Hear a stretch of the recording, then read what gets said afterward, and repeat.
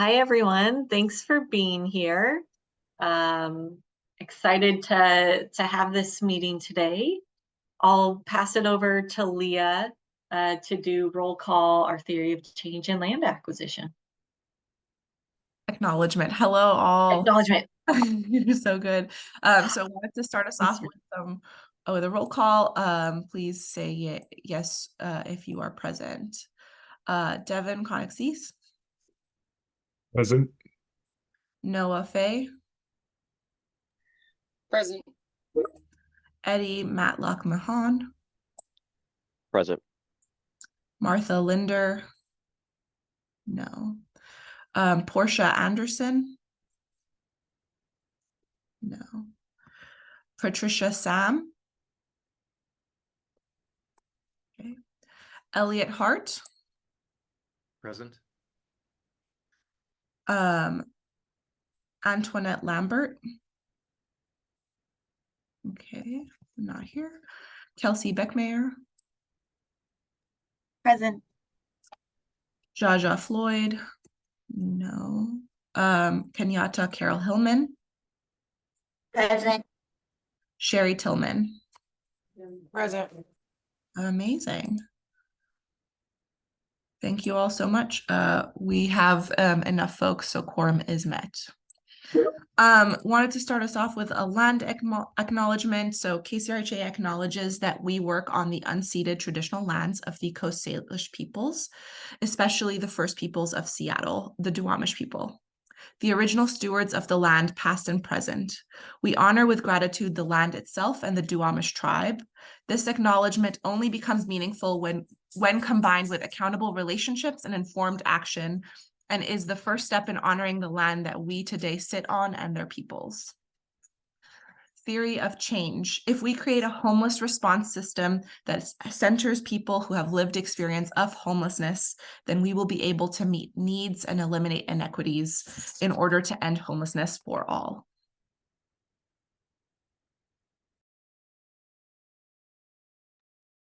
Right. Thank you so much, Leah. So on our agenda today, Leah, can you bring Daniel into the panelist space? On our agenda today, we'll be talking about our CE policies and procedures. And a precursor to that, we want to take a moment to talk about kind of what was passed in our Systems Performance Committee just a week ago. They did similar changes to their policies and procedures. And what we're proposing in the later part of this agenda, after Daniel speaks on our HMIS data quality improvement plan, is embedded into the new policies and procedures. So we wanted to give Daniel an opportunity to talk about kind of what they changed, so you all are aware of what we are changing in both areas to elevate to our COC board, so they can vote on this and ensure that our written policies are up to date. So I'm going to give Daniel a moment to speak here about what they did in the Systems Performance Committee, what they updated in the HMIS Data Quality Improvement Plan, and then we can talk about how that's going to impact our coordinated entry policy and procedures, which you all should have received and have a copy of. Great. Daniel. Beth, thank you for the introduction. Hi, everybody. Daniel Ramos, he, him. I identify as Chicano. On the data, a community impact team, I'm the data asset manager doing the HMIS lead work with Janelle.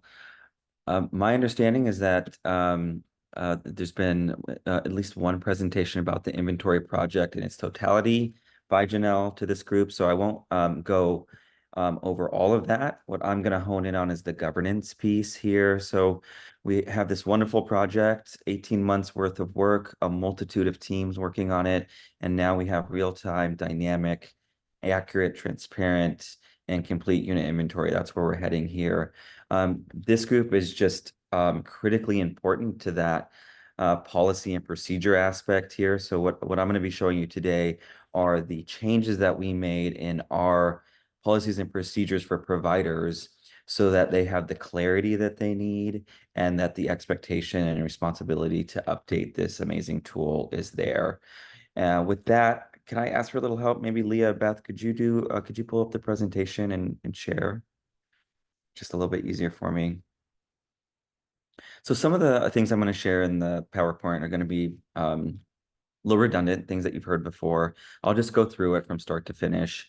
And then at the end, I'm happy to take questions and field those with both Leah and Beth. Thank you so much. This looks good. There we are. So don't feel slighted. That's the System Performance Committee. Just imagine that says CE committee there. Same slides. Please, Leah. Thank you. So a quick balcony view here. This is really where we were and where we're going. So getting to that transparency I talked about with real-time dynamic tracking of units, getting accurate unit level features and characteristics. So what do the units look like? What are their features? And that really, at the end of the day, results in better matching. I won't speak too much to that impact. Leah and Beth can talk to that, but this really puts us in a position where a client-centered approach is really, really at the core of this. And when it goes to matching those interventions, we have that information to do that really good work of having that. And that saves system time for families and households when they get matched properly. Not that that wasn't happening before, but there's just greater control over that. Next slide, please. This is just a peek into what providers and others now have. We have this wonderful cartographic possibility of being able to look at the maps, look at this inventory, and then most importantly, do an audit on that inventory and then know in real time the status of that. So again, this is that overview. I know you've gotten that, but providers will be posting units and we can see their active status, how long it takes to turn over, and we have the dashboards and reports for everyone to be able to do that monitoring. Next slide, please. So this is the governance process. This is your location in the timeline here. So you can see, looks like maybe that, I don't know why, but that should say July 25th. So you're that third bullet point there. Today, bringing this up to you to show the changes that we made in that policy, and then ultimately the recommendation, giving that recommendation to the COC board on August 7th. Again, I think Beth and Lee are probably going to elaborate a little bit more on that. What I'm here to show you is here on the next slide. What are these? What are the things that we're changing?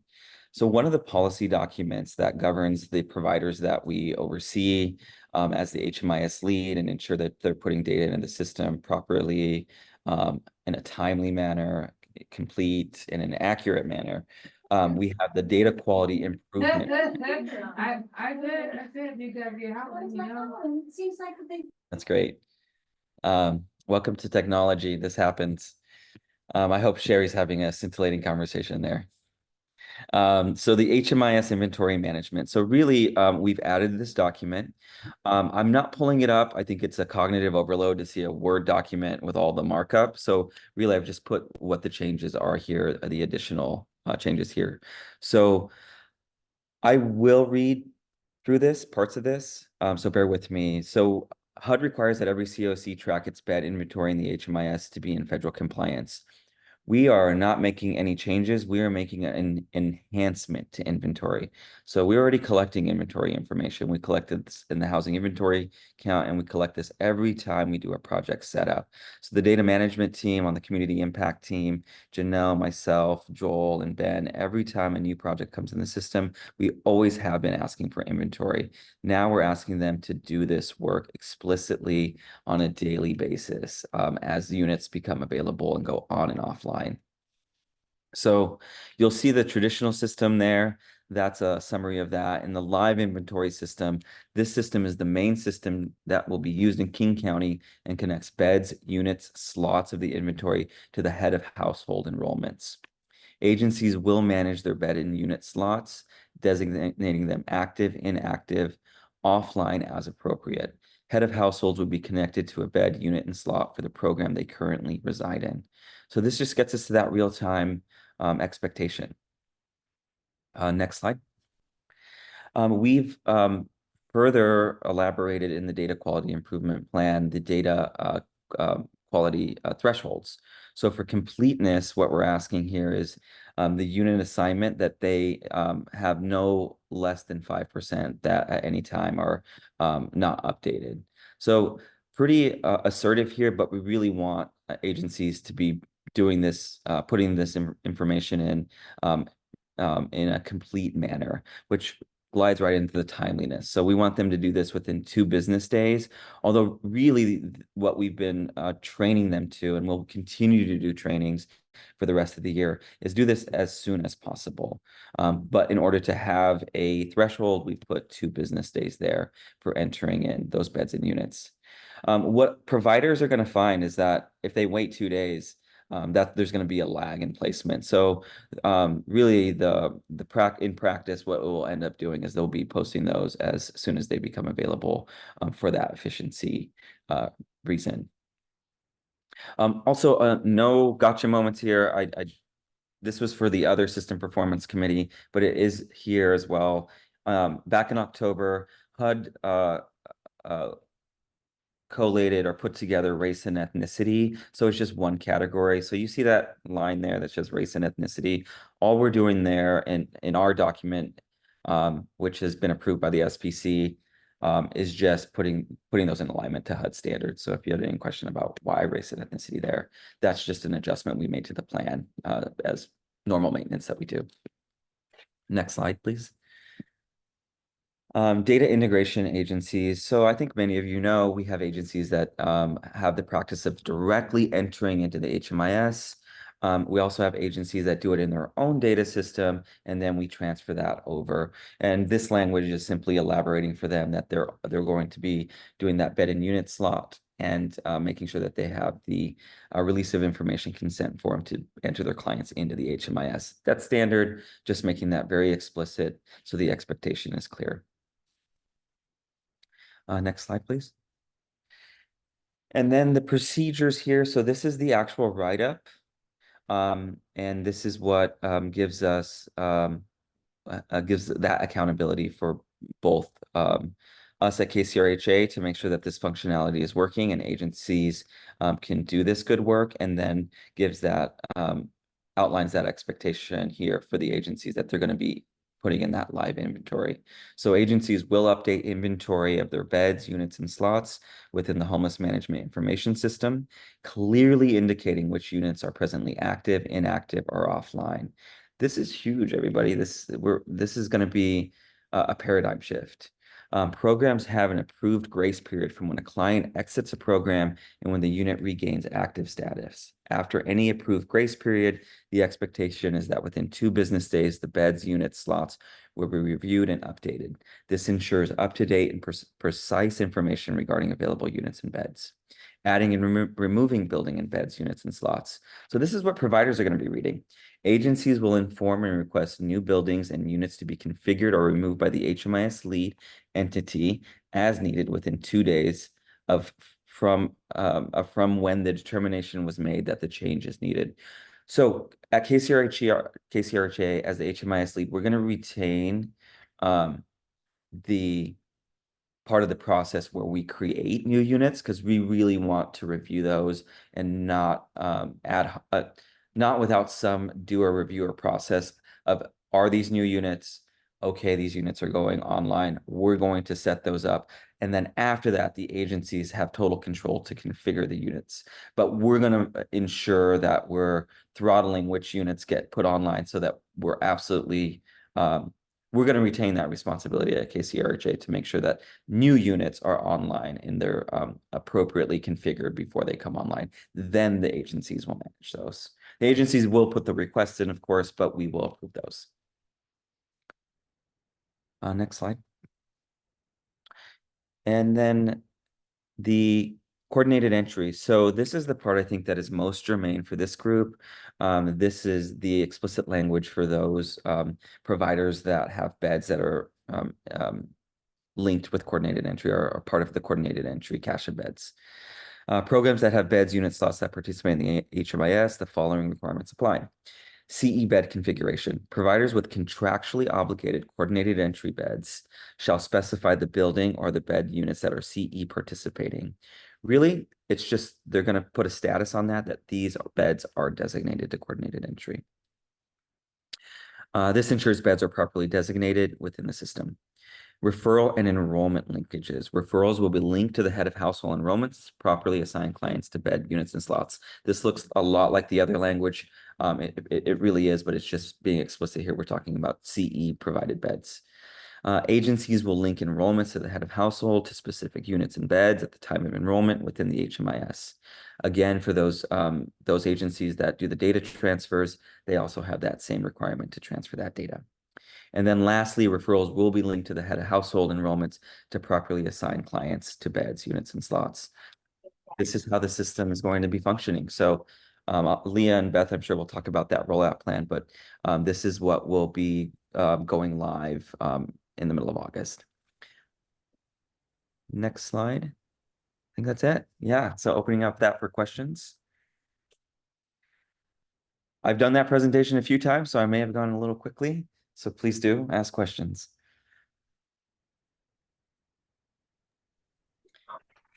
Hey, Daniel. Oh, Kenyatta, sorry, did I jump in front of you?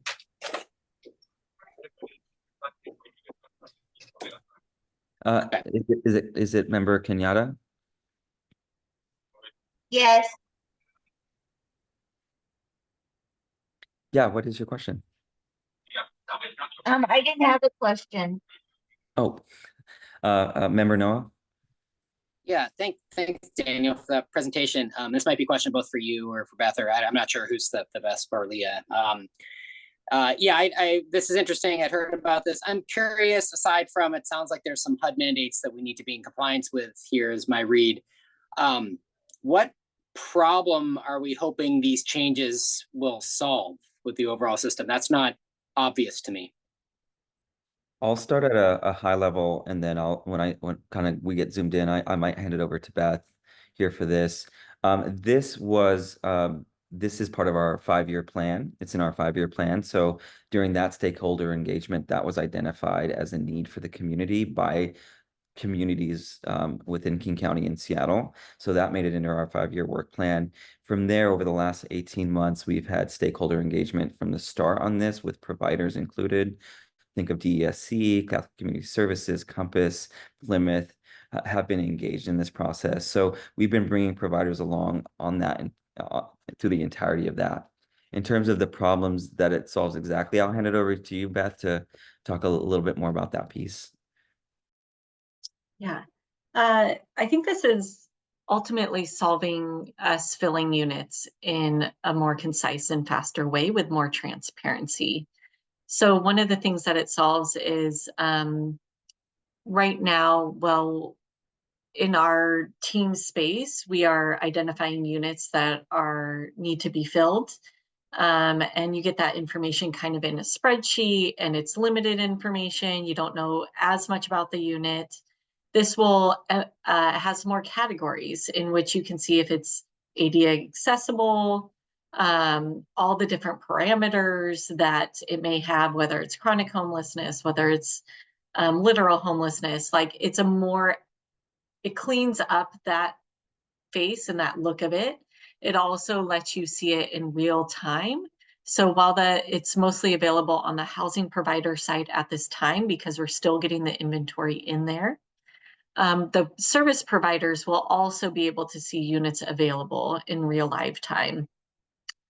So we'll be able to track and see that in a much easier, transparent way, where right now you kind of assume that we're just holding properties, or that we're just sharing out properties, or the housing providers may have something offline, but we have no real transparency into that. This will create that transparency for everyone to understand, kind of like, well, why has this unit been offline for 6 months? Like, what's that about? Was there a fire? Was there something that happened? And we'll be able to see that and track that. So it's giving more transparency to everyone in the continuum, which is really great. It will also help us do more automation. So we'll be able to, as Daniel was mentioning, having it offline, And then within 2 days, like that automation will help us track unit availability. From the coordinated entry side, we'll be able to see exactly which units are designated for coordinated entry. We are working with our city and county partners to verify all the inventory within it to ensure that we have captured it appropriately across our entire continuum, to make sure that we have all the represented coordinated entry units within the live inventory project or system. So I think it's really about transparency for everyone as well as ourselves, and ensuring that we're tracking our contracts and our units appropriately so that we're getting folks into housing as quickly as possible. And if I could add, Beth, you know, imagine that you've just been matched with a bed, and you go and you're going to sign the lease, and this is an exciting time for you, and you get into the unit and you realize, oh, this, although on paper this looked like it was a match, it doesn't have what I need. Wheelchair accessibility, maybe it has to be a ground floor unit, maybe there has to be a certain type of bathroom in the unit, not outside of the unit, or some other, you know, key piece that that would have been important to know up front. Now with the features and characteristics that we list for these units, we can avoid that and make this a better experience for those who are going through the coordinated entry system. And Leah, I see you nodding. I think you probably have even more examples than I have. Yeah, I think just like the one of the value adds that I can like name, that just piggybacking off that, is that, you know, currently in our current system, providers have to go in and post units and provide information about the unit, which can be time consuming and duplicative. And also, you know, it is a lot of information to have to add in each time that they're posting a unit.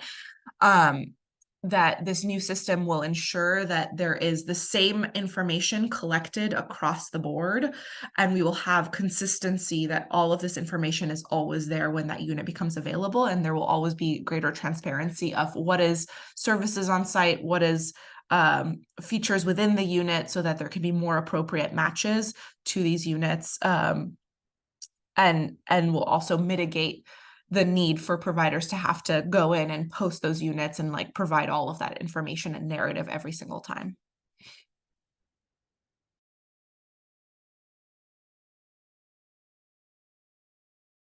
Any other questions from any other members? Anything really? There's not much. I do have a question. I think so. I'm Elliot. I'm from Plymouth Housing. And I think just a little context, historically, the way Plymouth has utilized coordinated entry is we've been somewhat abstract in our marketing. We've done things that this tool's not doing. You know, we've referred to apartments as A or B rather than the numbered unit. We did that for two reasons: so that we could apply an approved applicant to the first unit that's ready, to get them off the street, but also to kind of watch our vacancy loss and to make sure we're tending to our funder expectations. We made the switch in advance of this change, just knowing that, you know, we were going to be marketing per unit. Credit to the system, we're seeing a huge increase in success rates for coordinated entry referrals. I think we went from like 50% up to like up higher 70%, and it's climbing. It's continuing to climb. And I think it's a credit to marketing per the unit, because as you say, people are better able to imagine what it is they're going to be living in. What am I accepting a referral to? My question about this really relates to our need to make sure we're tending to funder or syndicator expectations, especially around lease ups of new properties, or if we're seeing just a ton of attrition in a particular building and trying to fill those units. Question is, under this system, is there a way that we are able to dual process when there's extenuating circumstances? Meaning have more people in process than there are apartments. I'm gonna, that sounds like a potentially a process question. Leah or Beth? So currently the system does not account for that. That's not to say that we can't consider that for the future, because that would be a really great thing that we would like to explore. I don't think we're at that stage yet, but currently the system does not account for that. I know Janelle just popped on and maybe she missed the question, but for kind of the dual nominations, essentially, or dual referrals, that is not a process that we have fleshed out yet. I think that's going to take some planning, some time. I believe, we could, and I'll look to Janelle for this. It's not, I don't think it's a limitation of the system. I think we just haven't gotten there yet. Sure. Yeah, and that's kind of my vibe too. Yeah. Yeah, that would be it's a one-to-one match. And so it could be a matter of what could happen is that you're processing those a little bit quicker and identifying those that would not be a good match, and then, doing a different nomination. But definitely sounds like something that I know other agencies have expressed interest in, and would be something that we would want to explore with you all. So. Thank you. Eddie? Hey, just kind of like adding on to kind of what Elliot was saying, with this one-to-one matching, I mean, say somebody does get referred, we kind of find out they're not eligible or it's not a good fit for them for whatever reason. We would we would work to find them another placement within our portfolios. How would that work though with the inventory and the referral that went to a specific unit? I mean, is that something that we're going to have, like on the admin backside, be able to change that over to something else? Or is that something we're going to have to involve you guys in on to be able to move that to a different unit? Because that's the other thing, is like we want that nimbleness still. Like, Yeah. I mean, Yeah, you would do the same, which would be, you would deny the client so that is tracked, that you're not moving forward with that. And then that would open up that unit for another referral. But a lot of these processes that you guys are talking about are sort of ahead of or farther ahead of in that process timeline than this particular project. So those nominations and matching and who goes into those are all the conversations that you guys would have before you would do sort of like the tracking in the system.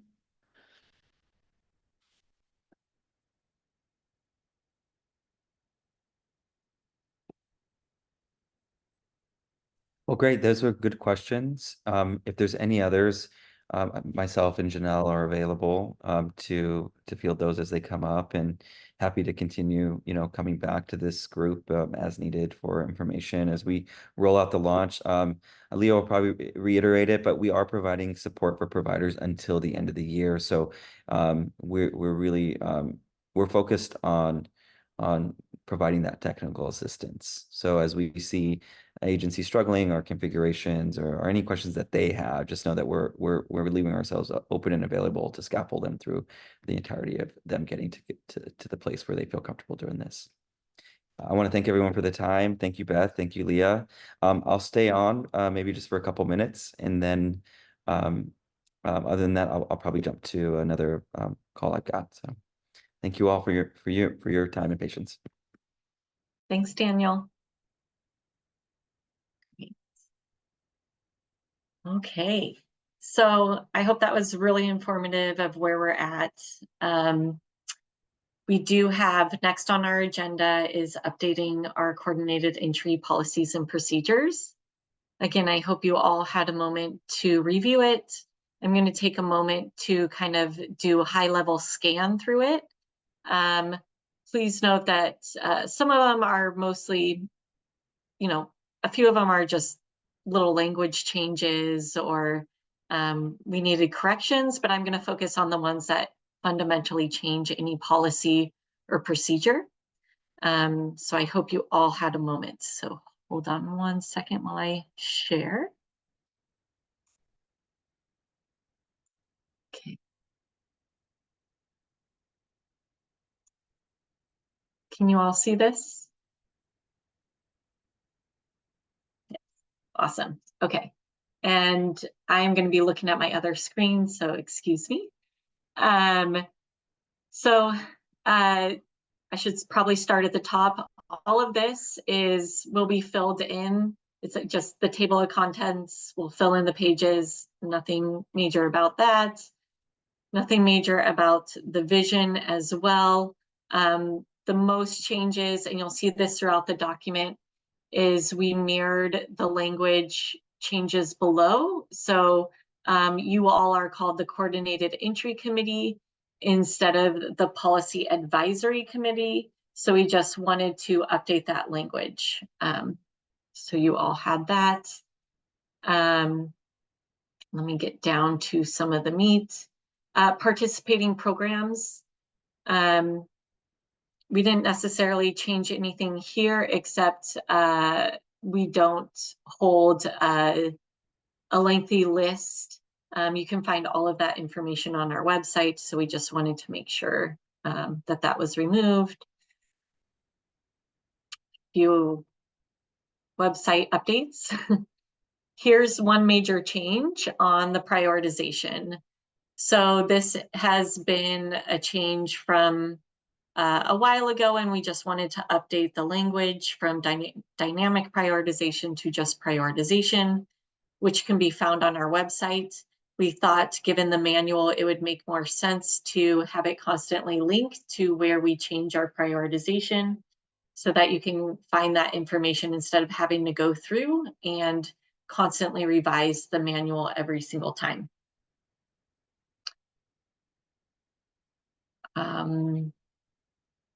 Connecting a coordinated entry.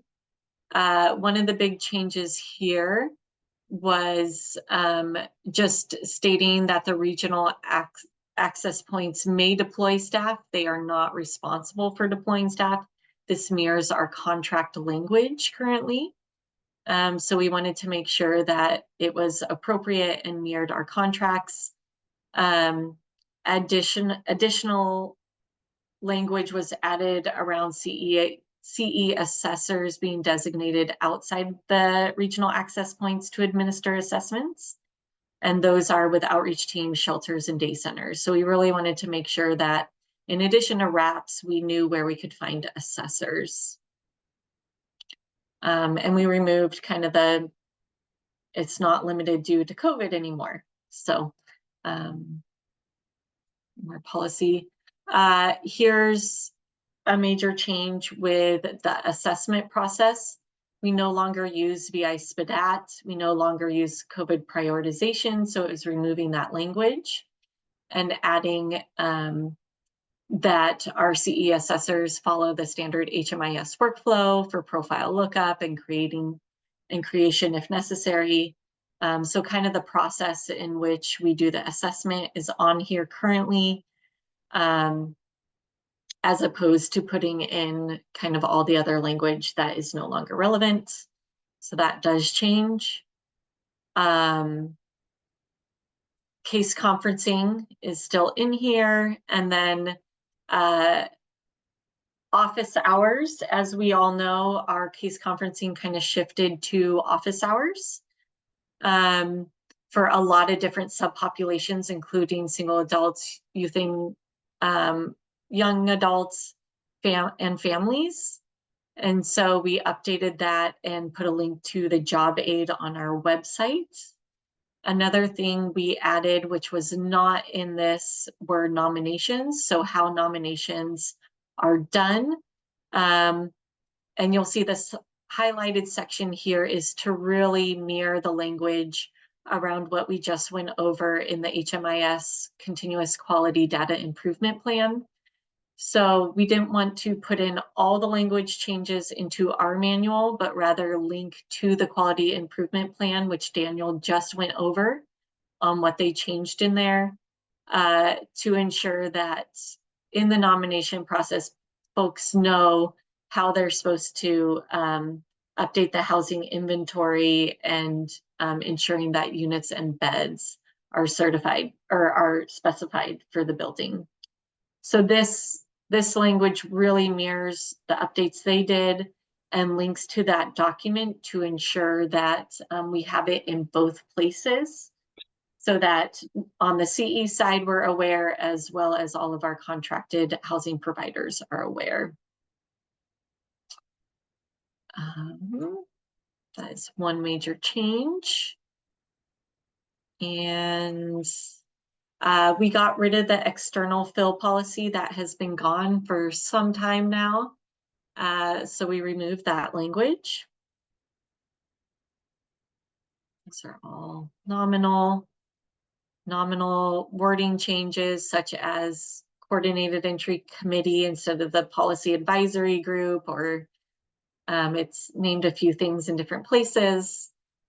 Our roles for CE assessors, we wanted to add that CE assessors are also outside of regional access points. So including that they're in outreach teams, shelters, and day centers. This language, this note was actually in the footnote and just elevated it up top. So it's very similar language, except for ensuring that it's CE assessors and housing navigators to mirror the language in here. So not too much of a change here. You'll just notice that we're talking about assessors in this section and not navigators. So we wanted to remove that language. Navigators stay the same. Here you'll see that we just changed the name of the committee, still the same roles and responsibilities, still the same makeup of seats, so no real policy change, just name changes, and ensuring that we have the continuum of care board instead of the coordinating board. Okay. Other changes here. Taking out the VI SPDAT language, ensuring that we have the appropriate language, that the housing triage tool is to basically help identify a household's housing preference and best service match. Taking out the VI SPDAT. Okay, so here's to a policy which is related to the housing inventory maintenance. So we wanted to modify this policy again to mirror what we are doing with the inventory project. So we are stating that each agency is responsible for submitting eligible information, program description, and unit details to their housing programs in HMIS. So just clarifying that. We're also stating that housing providers are contractually obligated to manage and maintain their housing inventory within HMIS and shall specify the building and unit beds participating in coordinated entry. Again, this is really mirroring that continuous data quality improvement plan. We want to ensure that units and beds are properly designated in the system for CE. That's really important to us, especially as the coordinated entry committee. The policies and procedures concerning how to manage and maintain these buildings, units, referrals, enrollment, and HMIS are all outlined in that HMIS continuous data quality improvement plan. That is such a long plan name, but I'm going with it. And you can find the documents here. So again, we're just stating in general terms, and how you actually manage those will be found in the improvement plan.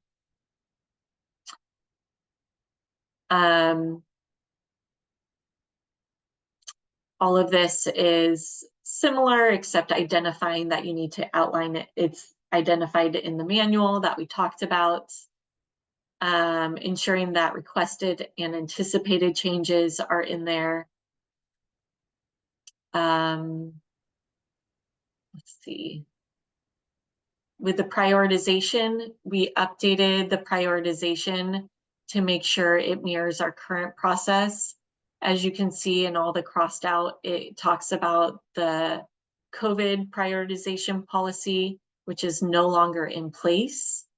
So we have updated this to say coordinated entry solicits household nominations from providers who currently have access to HMIS. Opportunities to nominate occur daily. In the event nominations are submitted, oh, I'm sorry.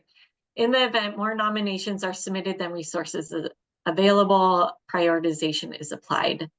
CE prioritization is used to sequence submitted nominations in keeping with community agreed upon values, including equity, transparency, efficiency, and continuous improvement. In conjunction with prioritization, coordinated entry verifies service match and eligibility. You can find the details for the prioritization methodology, including the schema, on our website. So this allows us to change our prioritization, which would obviously be agreed upon within this committee and then elevated to our COC board for final approval. But it allows us to modify that without having to go through and also change the manual. So this language is to really ensure that we have a continuous flow document. We are using the same prioritization that we are using currently because we haven't, the COC board has not approved any new methodology. And so this is really to ensure that we have the right language should we need to change it and or desire to change the prioritization. Another big thing that we changed or removed was the tie breaking. We don't have this anymore, so this is an old policy, so we are removing it.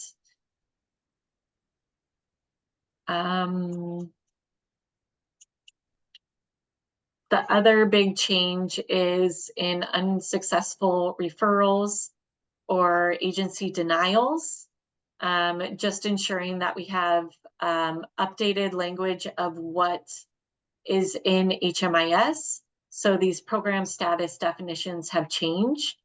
And so we wanted to ensure that we had the appropriate language for when you select those in HMIS, you're looking at client refused, denied by property manager, full capacity, etc., and what those definitions are. So those are already reflected in HMIS, and we're just updating the language here. And the next major policy update is mobility requests. The only thing that's really changing within this is we're ensuring that if a household exits a CE participating housing program into homelessness within the last 180 days, about 6 months, they remain eligible for a mobility request with support from a provider or navigator. However, the new episode of homelessness may impact housing eligibility, including chronic homelessness status. So updating that language, updating the language of who to contact to ensure that we have the appropriate information in there. What else? I think this is pretty standard. That a mobility request is submitted, their case manager or navigator must support the household through the process. This is currently what we are doing, so just ensuring that we're following that process. Another change we have is just CEA staff will follow up within 1 business day if there's a safety issue, 3 business days otherwise for all mobility requests. So this is our internal process to let folks know kind of how we are following up and saying that the timeline may take longer if we need more information.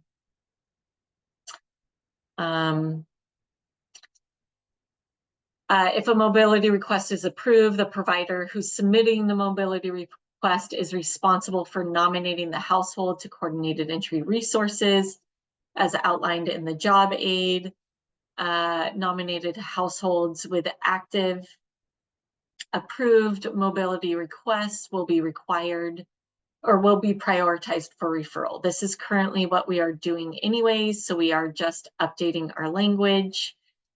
The safety reasons versus non-safety reasons, this is our methodology. They'll be approved based on safety. If they have a safety reason versus not, followed by households in danger of losing their housing first. So that's kind of how we prioritize the mobility requests.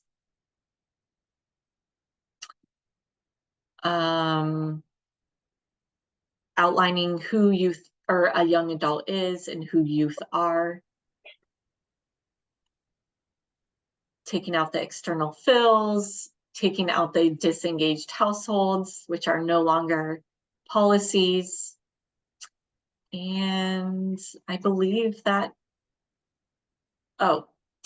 one of the other big changes as we get to the bottom was taking out the coordinated entry active calculation. We no longer have that. We no longer have a priority pool. We can always look at this again in the future, but we currently do not have one, so we are removing the policy. And taking out case conferencing, taking out population permeability,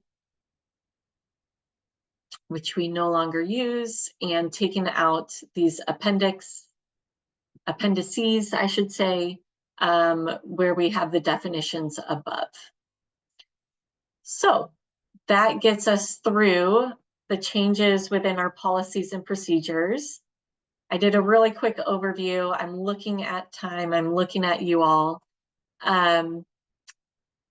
I hope you all can hang on for the vote, but I do want to take questions if we have any questions.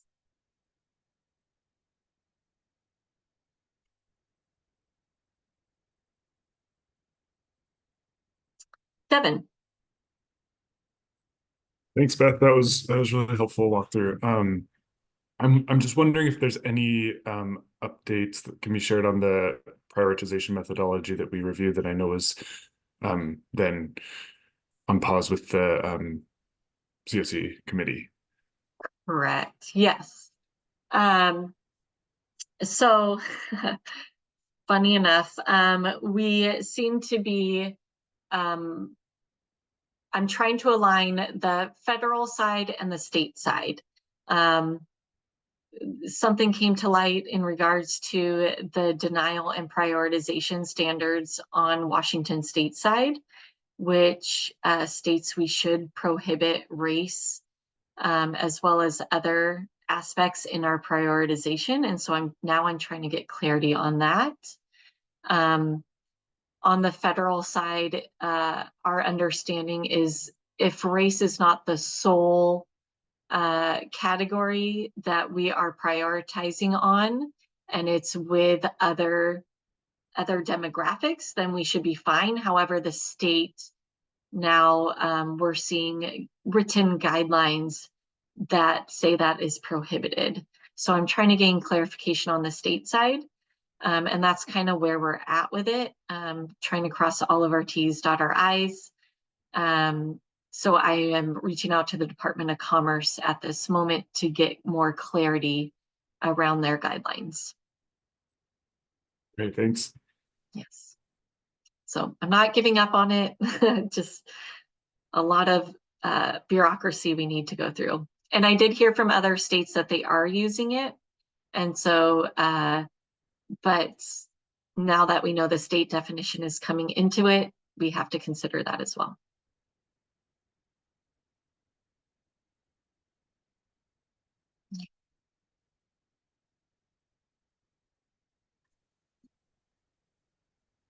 Anyone else?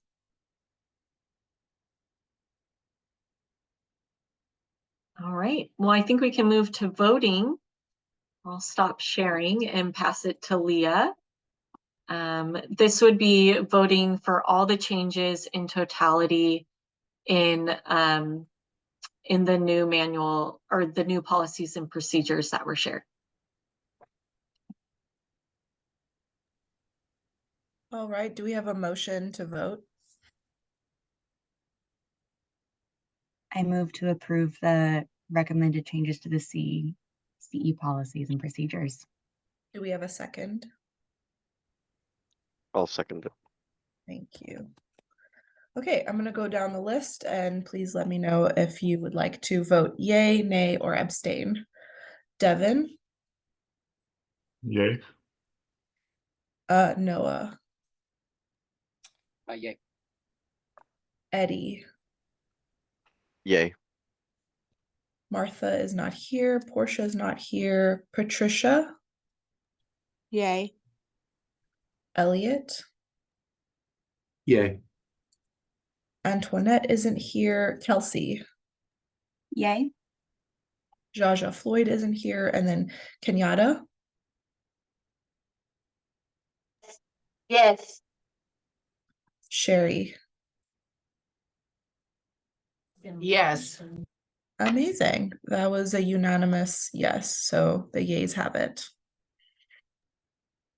Wonderful. Thank you all. Really appreciate it. We'll get this to the COC board for their meeting on August 7th. I'm going to open it up here if anyone would like to present at the COC board on these policies and procedures. We would love to have the committee support you. I see Eddie shaking. I want to open it up to the committee if you feel you want to. I will leave that in your capable hands. Great. Okay. No problem. So I'll do a presentation on the 7th, and pending they approve, then all of these will be in written form and moving forward. And we will let you know how that vote goes. Please join the COC board if you can. If not, we will follow up to let you know how it goes. That concludes our meeting. I do want to say next steps though. So at our next meeting, we'll be reviewing a few more data points. We'll be talking also about some of the prioritization that Devin brought up. Hopefully I'll have answers back from the state to help move that conversation forward. And we'll also be looking at some specific data around prioritization given our COVID prioritization data. We looked at the past year where we weren't using COVID prioritization. So now we want to look back on that and see what has changed and if that impacts what had been proposed back in October or November around the shifts in prioritization. So I don't imagine a vote, but we'll definitely be discussing it there. Okay. Great. Well, thank you all. Really appreciate you. Thank you. Have a great day, everybody. Thank you. Have a great day. Yeah. Bye. Bye. Bye. Have a good one. What are the chances of misplacing badges, cards, flash drives,